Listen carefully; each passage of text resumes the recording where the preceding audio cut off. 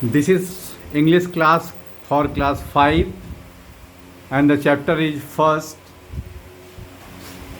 the long or short answer type questions. Question number 1, what is the poet's wish for the mind and head? Answer is, the poet's wish for the mind and head is that the mind is without fear and the head is held high. Question number 2 is, what does the poet mean when he says where words come out from the depth of the truth? The answer is, the poet means that one should always speak the truth without any fear. Question number 3, what is the poet's last wish in the poem? The answer is, the poet's last wish in the poem is that his country should be awakened.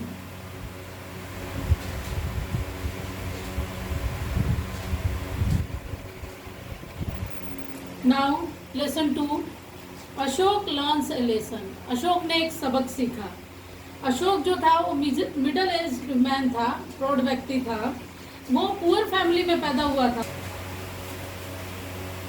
Students of class 5, this is lesson 2, Ashok learns A lesson. Ashok ने एक सबक सीखता है। कैसे? अशोक जो है वो एक मिडिल एज मैन है।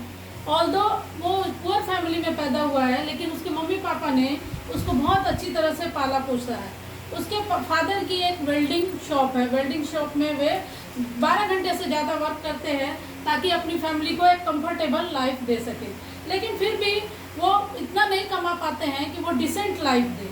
अशोक जो था वो एवरेज स्टूडेंट था। वो लगभग 70% 70% मार्क्स लाता था। उसका ड्रीम था कि वो डॉक्टर बने, लेकिन उसके मार्क्स इतने हाई नहीं थे कि वो अपना डिज़ायर्ड कोर्स ले सके। इसीलिए वो बैचलर कोर्स करता है और एक कंपनी में उसको जॉब मिल जाती है। और वो इस तरह से एक ड्रामेटिक चेंज आता है उसकी लाइफ में। वो उसके पिताजी अभी भी वेल्डिंग शॉप में काम करते रहते हैं। उसकी अच्छी सैलरी होती है अशोक की, फिर भी उसके पिताजी वेल्डिंग शॉप में ही काम करते रहते हैं क्योंकि वो अशोक पे डिपेंड नहीं होना चाहते हैं। और एक परमानेंट जॉब के बाद उसकी शादी भी हो जाती है और उसके बच्चे भी हो जाते हैं और उसको अब हैंडसम सैलरी मिलने लगती है और वो लग्जरियस लाइफ, बहुत आराम की ज़िंदगी जीने लगता है।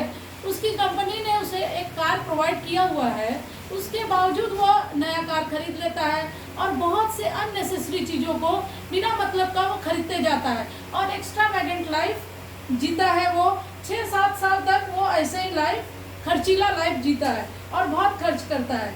लेकिन जब उसके पिताजी की तबीयत खराब हो जाती है तो उसके पापा जब आते हैं उसके पास, तो वो बोलता है कि नहीं, मेरे पास खुद इतनी कमाई नहीं है कि मैं आपको रख सकूं। उसके पापा मम्मी बहुत दुखी हो जाते हैं। वो उसके पापा समझाते हैं कि आप एक्सपेंसिव क्लॉथ खरीदते हो जिसकी ज़रूरत नहीं है हो, लेकिन फिर भी वो नहीं मानता है और अपने मम्मी पापा को मना कर देता है।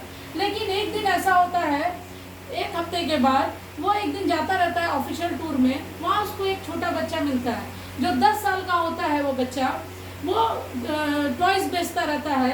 जब वो अशोक पूछता है उससे कि तुम पढ़ने की जगह ये काम क्यों करते हो, टॉयज़ क्यों बेचते हो, तो बोलता है मेरे पिताजी का एक्सीडेंट में हाथ टूट गया है और वे काम पे नहीं जा सकते हैं। मेरी माँ जो है घरों में काम करती है नौकरानी के रूप में, और मैं सुबह में स्टडी करता हूँ और शाम को सुबह में स्टडी करता हूँ, शाम को खिलौने बेच के अपने मम्मी पापा का हेल्प करता हूँ। उसकी ये बातें सुन के वो अशोक को एकदम से याद आती है कि उसने इतना पैसा कमाते हुए भी और इतना उम्र होने के बाद भी वो अपने मम्मी पापा का देखभाल नहीं कर सकता है, अपने पेरेंट्स का देखभाल नहीं कर सकता है। और ये छोटा सा बच्चा इतनी कम उम्र में भी अपने मम्मी पापा का हेल्प कर रहा है और साथ साथ में पढ़ाई भी कर रहा है। इस तरह से उसको सबक सीखता है और जाके अपने मम्मी पापा को अपने साथ रखने लगता है। इस तरह से अपने जो लेविश, वो जान जाता है कि उसकी लेविश ज़िंदगी के कारण, उसकी लाइफस्टाइल के कारण वो अपने मम्मी पापा को नेग्लेक्ट कर रहा था और वो बाद में पछताता है।